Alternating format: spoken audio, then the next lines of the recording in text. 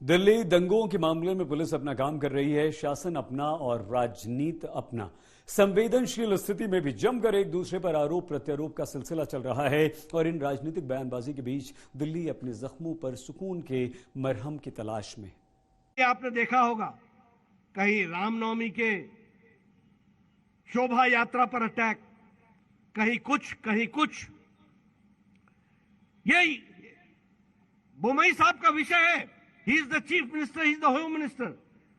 He will certainly investigate into the details of it. But on the face of it, I can say कि ये designed तरीके से समाज को खंडित करने की कोशिश हो रही है।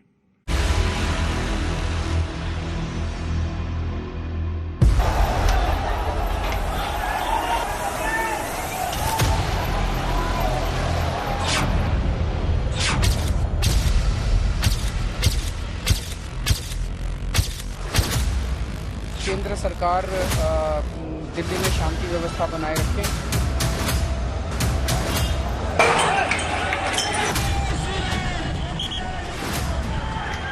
ये लोग देश में इस तरह का वातावरण पैदा करने का प्रयास कर रहे हैं।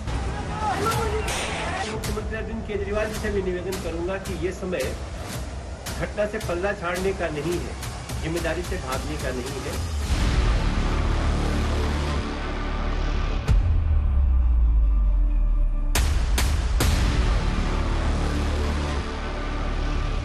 ऐसी बहुत सारी ताकतें होंगी जो एक दूसरे समुदाय को भड़काने की कोशिश करेंगी, भड़कावे में ना आए। दिल्ली देश की राजधानी है, लेकिन बीजेपी और आम आदमी पार्टी के बीच सियासत का असली अखाड़ा। जहांगीरपुरी में हिंसा हंगामा हुआ तो दिल्ली की पुरानी अदावत वाली राजनीति को नया मुद्दा मिला। शांति बनाए रखना, बिना शांति के तो देश तरक्की नहीं कर सकता। सब लोगों को शांति बनाए रखनी है। जो एजेंसीज हैं, जो पुलिस है, जो सरकारें हैं, जिनकी जिम्मेदारी है, दिल्ली में केंद्र सरकार की जिम्मेदारी है, तो केंद्र सरकार दिल्ली में शांति व्यवस्था बनाए रखे। मुख्यमंत्री अरविंद केजरीवाल जी से भी निवेदन करूंगा कि ये समय घटना से पल्ला झाड़ने का नहीं है, जिम्मेदारी से भागने का नहीं है। मिल करके ऐसी घटनाओं में दोषी को सजा दिलाने के लिए आगे आना चाहिए।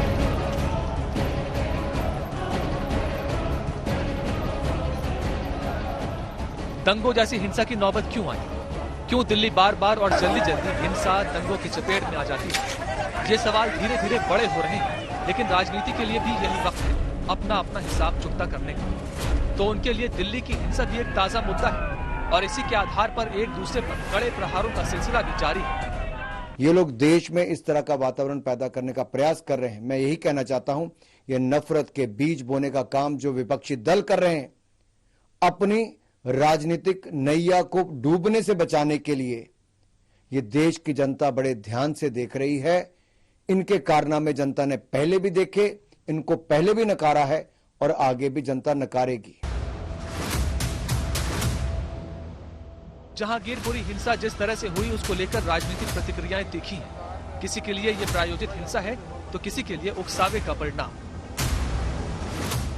पूरे समाज से, चाहे वो हिंदू समाज हो, चाहे वो मुस्लिम समाज हो, अपनी तरफ से और दिल्ली के मुख्यमंत्री जी की तरफ से ये अपील करना चाहूँगा कि सभी लोग जो है शांति बना के रखें, किसी तरीके के उकसावे में और भड़कावे में ना आए। ऐसी बहुत सारी ताकतें होंगी जो एक दूसरे समुदाय को भड़काने की कोशिश करेंगी, भड़कावे में ना आए। शोभा यात्रा पे हुआ पथराव बड़ा ही दुखदायी है। ये दिल्ली की सोच और दिल्ली के कल्चर के खिलाफ है। मैं सभी से अपील करता हूँ कि शांति बनाए रखिए और दोषियों को कड़ी से कड़ी सजा मिलनी चाहिए। जो लोग पकड़े जा रहे हैं, पुलिस पर गोली चलाने वाला मुख्य अपराधी अंसार, जिसको पुलिस ने पकड़ा है, हथियार भी बरामद किया है, या बाकी सभी लोग जो पकड़े गए हैं, इन सब लोगों का दिल्ली के दंगों से, शाहीन बाग के प्रोटेस्ट से भी कनेक्शन रहा है। और मुझे लगता है कि जब जहांगीरपुरी के आतंकी हमले की जांच हो रही है, तब अंसार के और बाकी अपराधियों के दिल्ली दंगों के क्या कनेक्शन थे, उसकी जांच भी जरूर की जानी चाहिए। शर्मनाक और दर्दनाक घटनाएं देश की राजधानी के अंदर भी वो जिहादियों का आतंक संपूर्ण देश में जो कर रहे थे वो अब दिल्ली में भी दिखने लगा। और अब ऐसे लगा है कि जैसे जो शरणार्थियों की जो शरणगाह बनी थी वो आतंकियों की पनाहगार वो बस्तियां बन गई हैं। संपूर्ण देश को जलाने की जो कोशिश इन जिहादियों के द्वारा या उनको प्रोत्साहन देने वाली सरकार और राज सत्ताओं के द्वारा हो रहे हैं, अब हिंदू बर्दाश्त नहीं करेगा। दंगे और हिंसा राजनीतिक नफे नुकसान का विषय बन जाते हैं। राजनीतिक तराजू में रखकर आरोपियों और अभियुक्तों पर बयानबाजी होती है। दिल्ली इसके फेर में आकर बारूद का ढेर बनती जा रही है। जहांगीरपुरी ने फिर एक मुद्दा दे दिया है। कौन इसके पीछे जिम्मेवार है इसका तो पता जायजा फोर्सेज एजेंसीज लगा लेंगी। ऐसे लोगों का कोई धर्म नहीं होता। एक आध लोग होते हैं, 2-4 लोग होते हैं। सारा धर्म, सारा मजहब, सारे लोग ऐसे नहीं होते। लेकिन इनकी कोशिश होती है कि ये सेंसिटिव है हम मजहब को लेके, धर्म को लेके, तो धर्म के नाम पे हम बहुत इजीली इकट्ठे भी हो जाते हैं, एक दूसरे की जान लेने तक जाते हैं। देश में बढ़ रही हिंसा की घटनाओं पर विपक्षी नेताओं ने एक साझा बयान जारी किया है। जिस तरह हमारे समाज के ध्रुवीकरण करने के लिए सत्तारूढ़ प्रतिष्ठान के वर्गों की ओर से जानबूझकर भोजन, ड्रेस, आस्था, त्योहारों और भाषा से संबंधित मुद्दों का इस्तेमाल किया जा रहा है, उससे हम दुखी हैं। देश में ऐसे लोगों की बढ़ती जा रही अभद्र भाषा से हम चिंतित हैं और इन्हें आधिकारिक संरक्षण प्राप्त है। और ऐसा नहीं है कि आप लोग आग बुझाना चाहते हैं।